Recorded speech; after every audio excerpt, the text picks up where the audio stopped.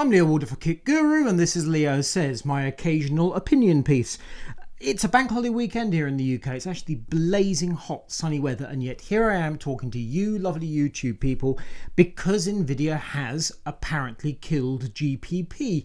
GPP has been all over the technical press in recent months because it's horrible. That's the best way of describing it. And so now Nvidia has killed GPP. They've done it in the new traditional way by doing a blog post, which was lovely. So we have heard nothing officially from Nvidia directly, but we've read the blog post, so it must be true. The reason they've killed GPP is because they were being hard done by and victimized, and people misunderstood them. And it's all very sad, and they only had good intentions, and we should all feel really bad probably about the fact we didn't quite grasp the goodness of GPP.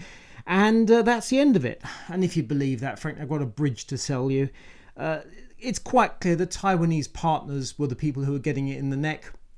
They were going to build graphics cards under new brands, which the lesser brands would go to AMD, the big brands, the ones that have established over the years, would be Nvidia's. Nvidia would win, and there we go. Quite where the Taiwanese are left now, I don't really know. That's a new Aries brand that was recently launched by Asus. Is that now going to fold its tent and go, or is that going to exist? Quite clearly AMD has not gained out of this, but they do appear to have stopped the rot.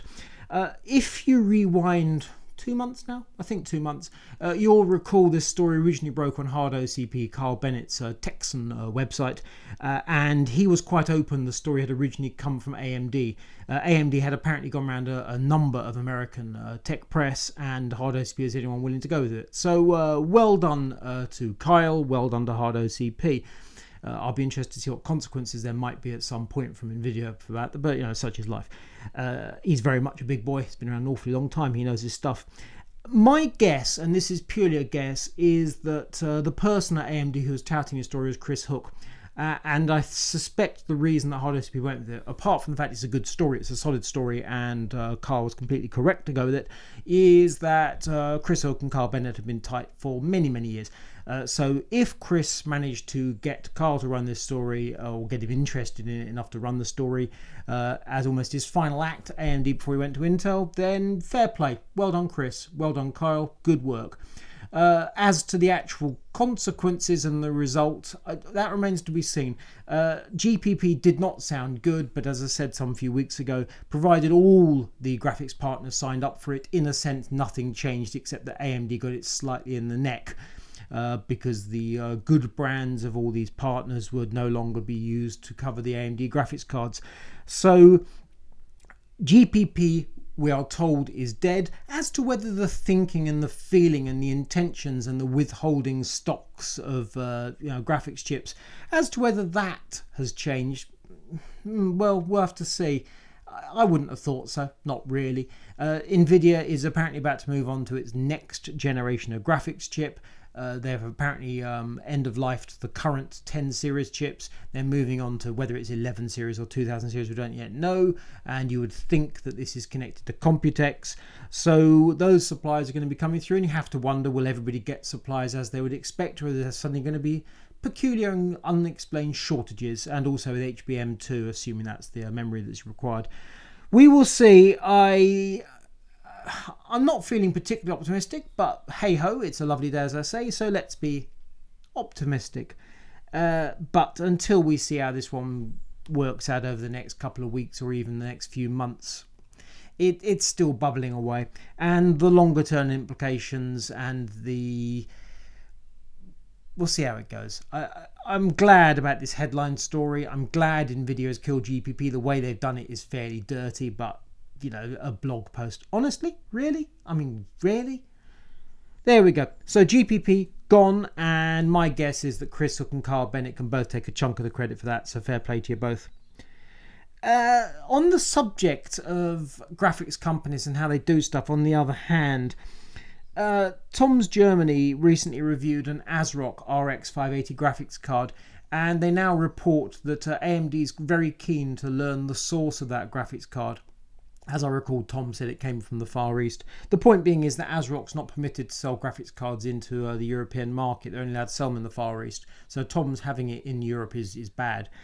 And you go, oh gee, really? I mean, honestly, that's what AMD's got to concern itself with at the moment, is whether ASROCK, one of its partners in motherboards, is selling graphics cards in the wrong, or even allowing a graphics card to be reviewed in the wrong territory.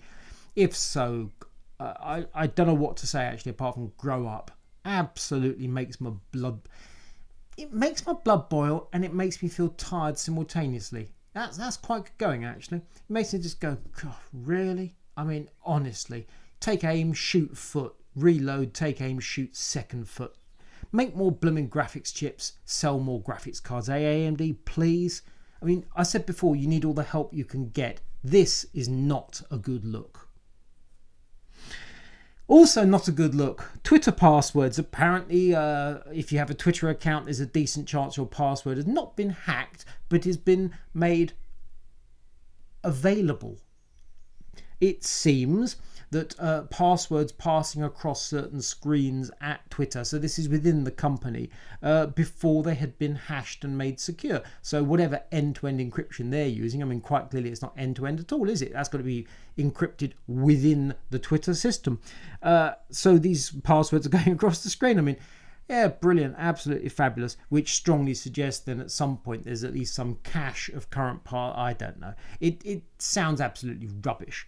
And it reiterates the point, which is you should ideally use a different password for every online account that you've got. Your Twitter password, your eBay, your Amazon, your PayPal, your whatever, as if any human could possibly do that. So yes, you should have a passport wallet, and you should allow your encrypted phone or whatever to do it for you, which is clearly the sensible thing. But of course, the much brighter move is to stop using Twitter. I mean, if they can't be true, frankly, it's a fairly foul platform anyway. Why would you use Twitter unless you absolutely had to? I mean, the words Twitter and storm go together like, you know, chips and ketchup. A Twitter storm, so if you need a reason to dump Twitter, I would say the fact that they don't know what to do with passwords, yeah, just ditch it. That's my advice. Good news. Bitcoin is now at £7,000 or $9,500. Wasn't it at $20,000 just a few months ago? And that's what's driving the whole mining thing, and the fact we can't buy graphics cards. So it's down basically by half. Good. Only another, 90% to go? Then I'll be happy. God, that sounds vitriolic, doesn't it? What else have we got here? Two more stories. AMD is going to be pushing back against AMD EPYC, and it's going to be using Cascade Lake Xeon to do this, which follows on from Skylake. They're going to have up to 28 cores in dual or quad socket, and that means that because basically EPYC's got far more cores, you can say, can you not? 56 cores of Intel can compete with 64 cores of AMD. I think most people would agree there. So therefore you have the option, if you're considering EPYC, of sticking with Intel. Quite clearly Intel must be, if they're not mortified and are terrified of EPYC, then they know stuff I don't know, because EPYC seems impressive. I still don't like the name, but the technology behind EPYC is absolutely brilliant. Take those cores, stick them together, not with glue, with Infinity Fabric, make it work. Loads of PCI Express, loads of I/O, brilliant, and sensible pricing, absolutely fabulous.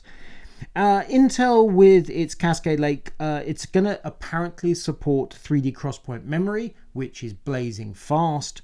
And also it's going to introduce VNNI instructions, vector neural network instructions, which are to do with deep learning. But this will not replace compute on GPU, so as to what benefit it brings apart from showing that Intel cares about these new technologies, hard to say, but clearly it has to help them, that's for certain. But here's the thing, Cascade Lake is going to use 14 nanometer. They're stuck on 14 nanometer. This is 14 nanometer plus. I mean, we're on tick tock now, aren't we? It's just bonkers. How many years? So they're improving the technology. They're improving the instruction set. They're going to change memory support. These are all good things, but 14 nanometer at the heart of it. I cannot wait to see AMD get on 7 nanometer, assuming it works as they say, and then just see what they can do with it. This is truly wonderful. AMD must just see at the moment that Intel looks like this great big fat target that's just, or let's be, a goal. It's an open goal. He's got to kick the ball at the net. Kick that ball. Let's see how it works. Cascade Lake sounds interesting, but 14 nanometer, wowzer. And to wrap up, Apple.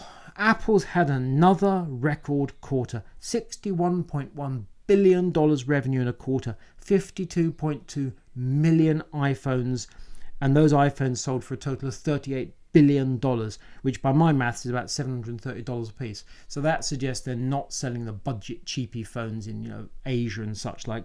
That's basically full price phones being. In fact, that's more. That's a higher average selling price than I would expect, because I would assume they're selling to networks at a discount. Perhaps they don't. That is a lot of money. Margins 38.3%. Net income $13.8 billion. I'm not an Apple customer, but that's just impressive. I mean, depressing as well, but wow, what numbers. Good work, Apple. If I was wearing a hat, I'd take it off to you. If you like this video, thumbs up. If you don't, thumbs down. If you're an Orphan Kit Guru, click to subscribe. Hit that bell button and you'll be notified as more videos become live. I'm Leo Waldock. This is Leo Says.